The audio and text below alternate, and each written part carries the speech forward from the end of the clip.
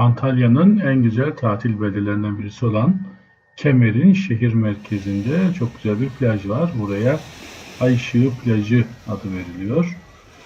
Gayet güzel bir körfezin koyun içinde bulunan plaj. Oldukça kumlu, çok güzel.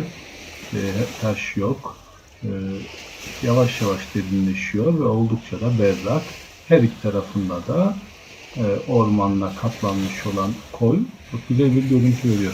Şehir merkezine bulunan bu koya gelirken sağ tarafta bir ormanın kılan göreceksiniz. Orada da Kemer şehir merkezinde bulunan bir antik kent var. İdrios Antik Kenti.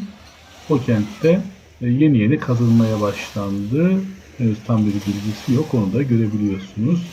Gördüğünüz gibi Kemer'in hem şehir merkezinde bulunması hem arkada Milli Park'ın dağları dahil her yeri görmesi çok güzel bir görüntü veriyor. İşte e, hoş bir plaj ve aynı anda çok fazla hizmet var. Barlar, şezlonglar, çoğu ücretli tabii ama bunlara uygun fiyatlarda yararlanabiliyorsunuz ve şehir merkezinin içinde bu kadar güzel bir yeri görmek Kemer'de özellikle yerli ve yabancı turistlerin tercih ettiği bir alan olmasına sağlanmış. Siz de Kemer'e gelirseniz burayı mutlaka bir gezin, görün.